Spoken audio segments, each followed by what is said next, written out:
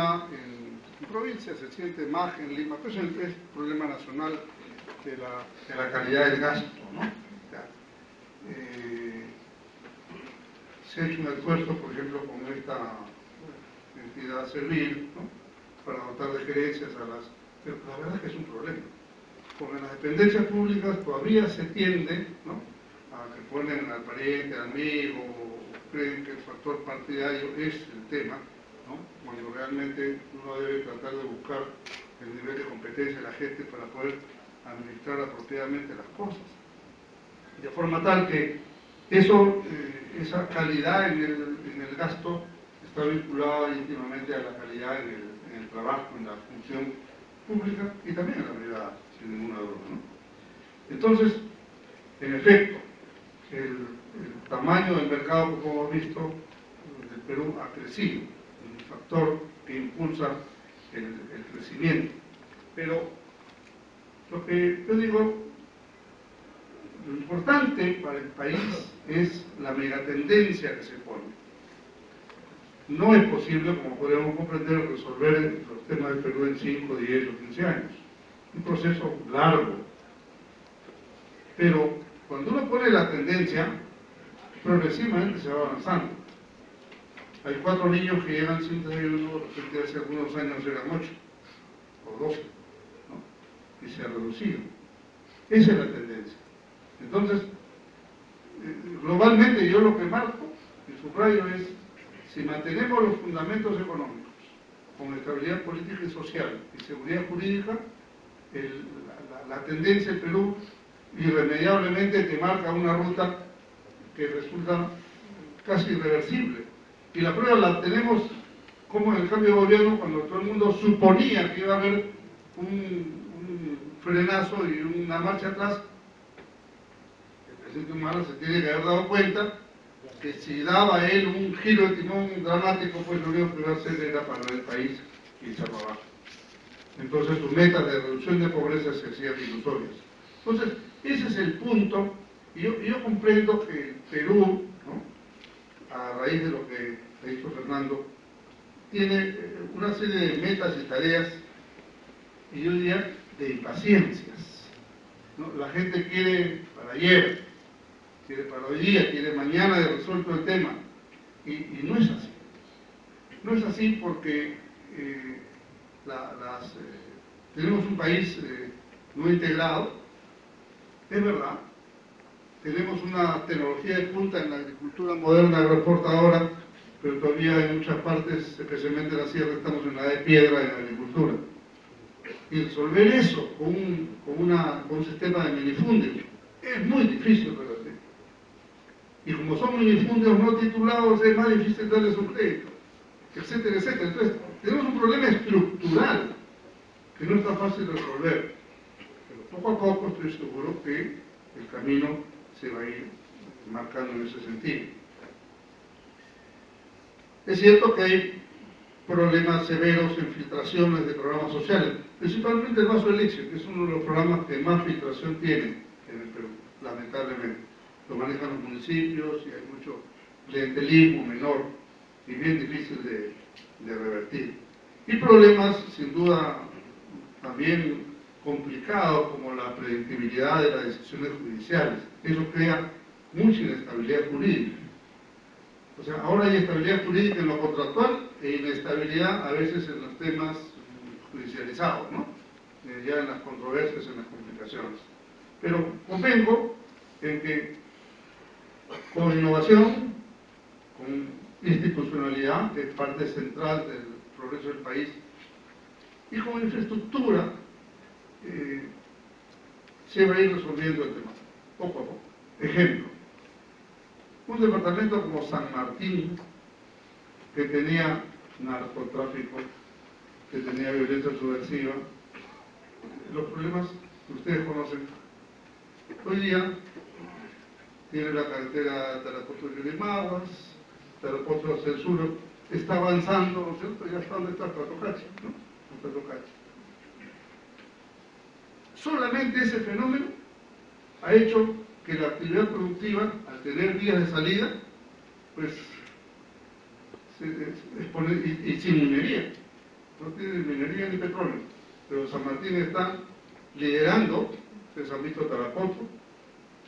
Moyobamba la vez pasada fui, que era una ciudad bien tranquila, hoy día está llena de 2-3 cuadras llena de bancos, de cosas. Por eso, porque la infraestructura, ¿no? Al llegar la energía eléctrica, al llegar las carreteras, la cosa cambia. Entonces, creo que el plan de infraestructura nacional tiene que seguirse aplicando apropiadamente. Ustedes van a ver que el día que la autopista del Sol llegue a Chiclayo en doble vía será otra cosa a lo que tenemos actualmente. Pero ahí está, va avanzando la carretera, al norte y al sur, ¿no? Pero todavía tenemos muchos problemas. Las propias telecomunicaciones creo que ayudan mucho a la actividad comercial, a la actividad bancaria, etc. Esas es las tendencias que tenemos que defender. El señor Lamas me ha hecho preguntas complicadas, ¿no? Pero también, correcto, ¿no? O sea, ¿qué pasó? ¿Qué cosa falló? ¿Qué esto, qué lo otro? Tiene mucha razón. En un gobierno, cuando uno asume las responsabilidades de gobierno, hay problemas que son del día a día y las metas, ¿no?, de mediano y largo plazo. Y permítanme aquí, en todo caso, aprovechar su pregunta para rescatar lo que es la visión de un partido político, cualquiera que fuere. En este momento de alta tecnología, donde la gente manda su Twitter y te contesta la primera dama y el presidente manda su información y todo el mundo hace peticiones directas, pues esto implica que la intermediación política, como la gremial, etcétera, sea debilitada, sin duda. Yo para qué quiero un partido al medio si yo puedo pedir directamente mi solicitud y me va a contestar directamente y veo en internet el resultado. Eso antes no había. Eso hay que entenderlo para darse cuenta por qué un partido puede afectarse en sus mecanismos de intermediación. O un sindicato, ¿no es cierto? Porque hoy día las federaciones de trabajadores tienen peso, no mucho, francamente no mucho. Entonces, ¿pero dónde está la bondad del partido? En que le da al Perú una visión integral del desarrollo.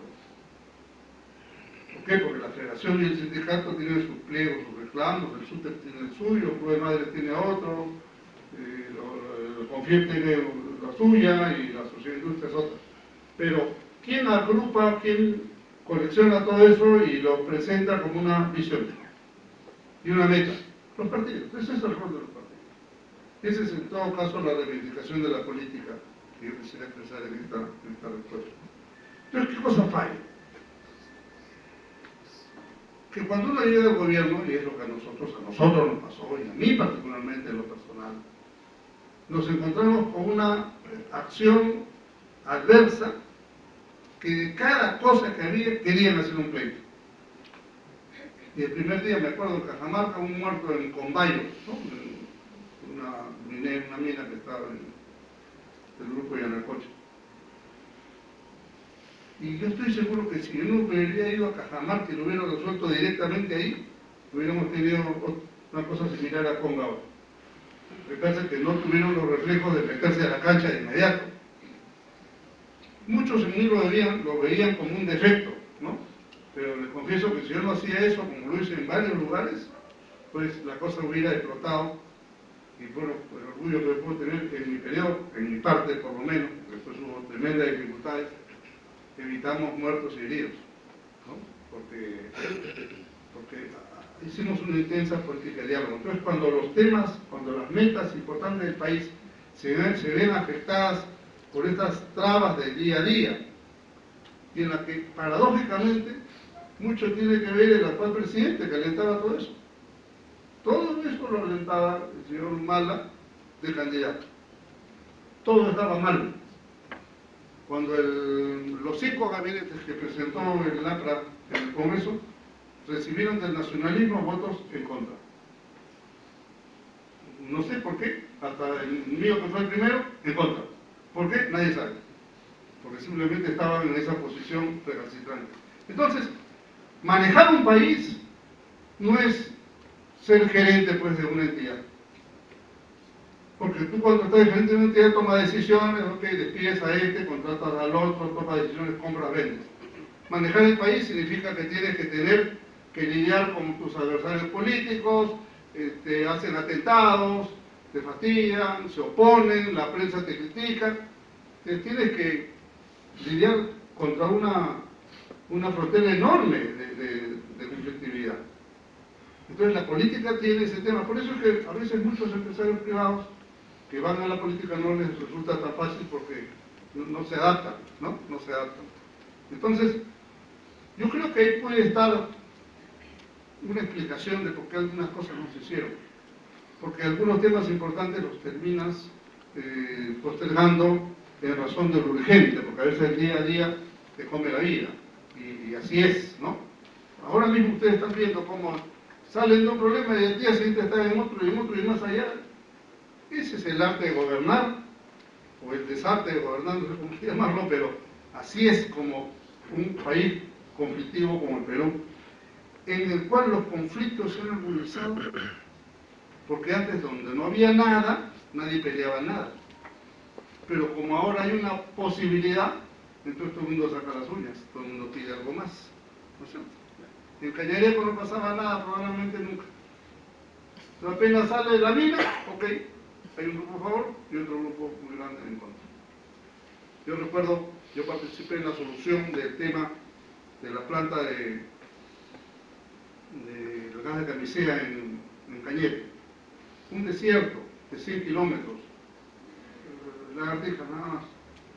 Pero apenas se enteraron de que iba a ir la planta, empezaron a pelear Chincha con Cañete, casi se matan, como si fuera la guerra con Chile.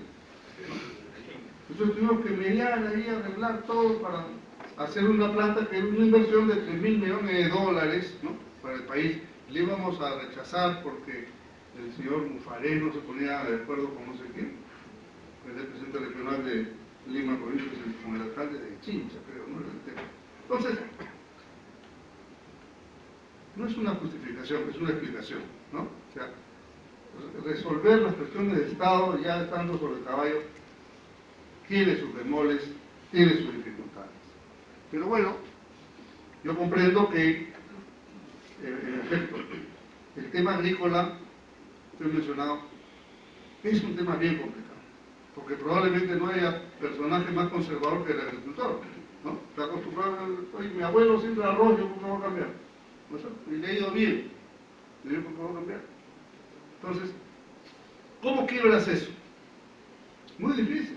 Oye, que la tierra se saliniza, que no hay agua, lo que tú quieras, pero hace 100 años mi familia siembra arroz. Y no pienso cambiarlo, me des lo que me des. Entonces, ¿cómo quiebras ese tema en un país donde hay libertad? ¿No? Muy difícil. Quizás la siguiente generación, si este joven, el hijo, ¿no? Se prepara, se capacita, él puede pensar en otras cosas rápidamente que le resultan, de hecho, más rentables, ¿no? Por tanto, dentro de esta paradoja que es el Perú, es perfectamente factible que haya habido una reducción en el tema de la pobreza, o un aumento de la pobreza, digamos. En Lima también ha pasado un tema similar, el área marginal, ¿no? Ha habido un aumento de la pobreza. O sea, sube el país. ¿Y esto por qué? Porque el Perú tiene, como son varios Perús, hay un Perú desocupado, hay un Perú que no tiene nada. Ok, el que vive en el pueblo joven de Lima, o en una zona marginal de Chiclayo, ok, de alguna forma se agencia algo. Pero el que vive en la Puna, a 4.000 metros de altura, no tiene nada. Entonces la orientación del gobierno fue, mira, y esto lo conversamos con Alan muchas veces, o pagamos el aumento a que te piden el sector tal y tal, o ese recurso lo damos a los desvalidos que no tienen nada. ¿Qué hacemos? ¿Cuál es la prioridad? ¿Cuál es la prioridad? Claro, este gana poco, gana de repente 600 soles, quiere ganar 700, tiene derecho. Pero el otro está en cero. Entonces le damos 100 soles. Que en lugar de haber ido de este 600 a 700, le dimos de 0 a 100. Y esa persona sus 100 los utiliza y como se lo condicionamos, eso permitió que su hijo, que lo mandaban a la chacra para que no vaya al colegio, porque la chacra era más útil, ahora va al colegio y le garantiza, por lo menos en proyección teórica, que su siguiente generación va a estar mejor. Porque ustedes saben que en la sierra, en el campo es muy común mandar al hijo a anda a tirar lámpara en lugar de ir al colegio, donde sea, ¿no? Entonces, eso lo hemos revertido. Entonces, yo lo conozco, y lo dije, ¿no? No es tan fácil gobernar, es una tarea complicada, y a veces no estás exento de errores y de fallas, ¿no? A veces no tienes la experiencia del caso para poder resolver algunas cosas, es cierto. Eso pasa siempre. Por eso digo, la continuidad es un factor muy importante, porque si no se aplica la continuidad y no creen que la historia empieza con uno, estamos muertos y más bien lo que se genera es un retroceso. Vamos a lo que nos comentó Fernando Noblecini. Bueno, afortunadamente ya esos episodios de Pomalca, de Tumán, ya no se dan, no concibo que puedan suceder esas cosas, ya no suceden. Más bien por el contrario, hoy día Pomalca y Tumán son dos haciendas en las que los trabajadores tienen acciones. Además, de verdad, no las que dieron antes que se diluyeron, ahora las tiene de verdad. ¿Qué proporción tienen? Tienen 35 o 40%. Tienen. Y yo he visto, no los vi aquí, pero sí vi en las haciendas de La Libertad. Por ejemplo, Cartavio, estoy refiriendo a la época dura, sin luz, comiendo ollas comunes, Chiclín, Casa Grande pagándole 50 soles mensuales.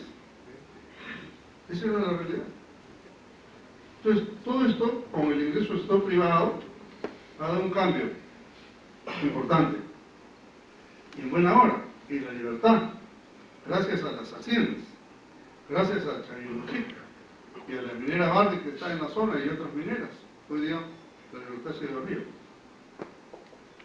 Lambayeque, creo que su inteligencia, ustedes, el sector productivo, el sector de gestión de Lambayeque, creo que haría bien en reunirse y pensar cuál es el modelo de desarrollo para esta región. Por ejemplo, la minería que está a puertas debe ser, ¿por qué no tomar una decisión colectiva sobre si aceptan o no esta actividad productiva? A mi juicio deben aceptarla, y no dejarlo solamente que los de Cañariaco lo resuelvan su tema, que es una empresa que se llama Candente, ¿no? Es una empresa pequeña todavía en la minería, porque estamos esperando cómo le va a él. ¿Y cuál es la actitud del pueblo lambayecano sobre el tema? Cuando votaron a pedradas a Río Tinto, ¿cuál fue la actitud del pueblo chiclayano? ¿Dijo algo? Yo no vi un solo comunicado, perdónenme. Entonces no nos quejemos que no haya ningún proyecto para Lambayeque. Bueno, tienen olmos, ya, bastante. Pero otros proyectos de inversión, cuando vienen los inversionistas y miran, oye, a este lo votaron a pedradas, ¿tú crees que en el directorio de Río Tinto en Londres no lo han comentado con otros y sabes que ahí no hay? Pues te van a echar a patadas, no vale la pena. En Arequipa han votado a pedradas a la minera Pasado para la Tía María, pese a que iba a tomar agua del mar, ni siquiera río ni de pozos, del mar.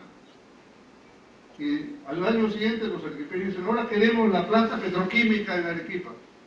Nadie va a poner un palo para una planta petroquímica en Arequipa, ni estuvieron locos luego de lo que pasó ahí. En la misma ciudad, dicen, voto a la minera, pero que venga la petroquímica. Nadie lo entiende, no lo van a hacer. Entonces, mi sugerencia, si me permiten hacerla, a Lambayeque en su conjunto, es repiensen la matriz productiva de su departamento, que tiene gran agricultura, ¿no? Que tiene otras actividades, pesca, etcétera, pero hay nuevas actividades que ustedes tienen que plantear. Por ejemplo, la minería, ¿debe ingresar o no debe ingresar? Y la transformación de los productos primarios de minería, ¿se pueden o no se pueden hacer en esta tierra? Entonces, si la fuerza social de Lambayeque no toma una posición, después no se quejen de que no vengan proyectos, porque es Lambayeque, a través de sus autoridades, sus alcaldes, sus gobernadores, del pueblo que se expreso y sí queremos esta matriz de producción. Entonces, ese es un tema importantísimo. Permítame una digresión, ya que estamos hablando de estas cosas, ¿no? Yo critiqué, se lo digo del corazón, que en la subasta de Olmos hubiera una concentración de propiedad en una sola mano. Yo lo critiqué, porque yo de Lapra aprendí de que el superlatifundio terminaba siendo un tema negativo porque implicaba un control político. Yo no estoy en contra de la producción de cal, no estoy en contra de la gran propiedad, no estoy en contra.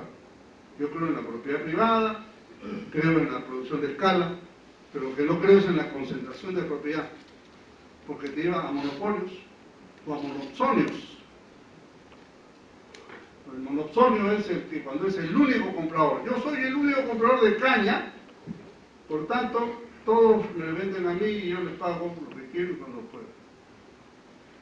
O el monopolio, yo soy el único productor. Entonces yo creo que Lambayeque perdió muchos años por Olmos para que termine concentrado. Menos mal que la protesta evitó que en la segunda subasta pasara lo mismo. Pero francamente creo que en la primera subasta algo así como de 20.000 hectáreas, 17 quedaron en una sola mano, más o menos. Número más, número menos. Pero por ahí es. Y no estoy en contra de esa empresa ni de ninguna, por el contrario. Acabo de alabar la inversión privada en Cartago y Casagrande, que es el mismo grupo. Pero no me parece la concentración. Porque eso impide la competencia. Y lo que se necesita en un mercado libre y abierto es más competencia. Así que mi crítica es en favor de la competencia, no en contra de un grupo, ni menos de un sistema de propiedad o de producción. Entonces, en resumen y para concluir, yo quisiera motivar, ¿no?, una discusión local sobre estas materias, para que, por ejemplo, ese tema lo discutan, sobre la propiedad, para que discutan una nueva matriz productiva o el ingreso de nuevos elementos, por ejemplo la minería, y podamos nosotros, el propio proceso de integración regional, es un tema a discutir, ¿no? En el APRA hemos preparado un estudio, una moción que estamos discutiendo con el apoyo de la Fundación Eber, sobre el tema de los replanteamientos de regionalización, que hay que hacerlo. Entonces, aquí ha habido ensayos de la nororiental, etcétera, ¿no? Pero, ok, ahorita estamos solos. ¿Cuál sería la idea a futuro? Pues si apuntamos a la descentralización fiscal, pues tenemos que apuntar también a resolver el tema de la descentralización, la regionalización, etcétera, ¿no? Entonces, ahí, permítame que traigo estos aportes como para poder motivar una reflexión, un pensamiento, un colectivo, un grupo, ¿no?, que ya no es cosa de un partido, sino es cosa de la sociedad civil lambayecana, que tiene que analizar, estudiar y resolver estas posiciones. Y por último, quiero subrayar lo que dije en el medio de la conversación. Ya como partido político nos hemos impuesto la tarea de que nuestros jóvenes sean preparados para confrontar la amenaza subversiva en el país. No es una broma lo que ha pasado, o lo que está pasando. Y es sumamente preocupante que salgan grupos con peso político, nada menos que un ex primer ministro del gobierno, para decir hay que legalizar el drogadicto, ¿no? Lenin decía que los burgueses le iban a vender a los comunistas la soga con las cuales los iban a ahorcar a los burgueses. O sea, hay una ingenuidad en toda esta cosa. Entonces, eso no lo vamos a construir legalizando a los que tienen las manos manchadas de sangre y los que han hecho un derramamiento de sangre del Perú gravísimo. Este departamento se libró, ¿no?, de este azote. Pero Cajamarca, San Martín, Ayacucho, Huancavelica, uno, terrible. La libertad, acá, pues. Entonces, como ustedes ven, este es un tema que también requiere una reflexión ciudadana. Nuestros jóvenes los vamos a comprometer en eso. Mañana en Chiclayo empezamos este encuentro de jóvenes universitarios de nuestra juventud del norte, El 1 de diciembre lo vamos a hacer en Arequipa, después vamos a hacer en otros lugares del país, porque necesitamos generar una conciencia. Y en este sentido, la prensa, con lo que termino, también tiene que jugar un rol. Ayer tuve una entrevista y la periodista decía, los partidos políticos no han hecho nada. Y yo decía, oiga, no es un tema solamente de partidos, también es de los medios de comunicación. Hoy los medios de comunicación tienen más fuerza que un partido político. Los partidos políticos juntos tendremos pues que el 10% de la adhesión de la población. En cambio la prensa, especialmente la radio y televisión, tanto el día informando a la gente. Entonces, ellos tienen que jugar también su partido en este tema. Entonces, a veces denostan de los partidos, pero después le dicen, bueno, ¿qué ha hecho el partido contra Sendero Luminoso? Bueno, por lo menos nosotros tuvimos una cuota de sangre tremenda, y mucha gente de todos los partidos, de la Policía Nacional, de la Fuerza Armada. Yo creo que eso no se puede pasar por alto diciendo ahora lo vamos a legalizar, porque puede ser que necesiten una segunda oportunidad. Yo creo que esos criminales no hay que darle ninguna segunda oportunidad. Y encima una amnistía, como han sugerido, para ese tipo de gente, eso es inaceptable. Con lo que termino mi exposición. Muchísimas gracias.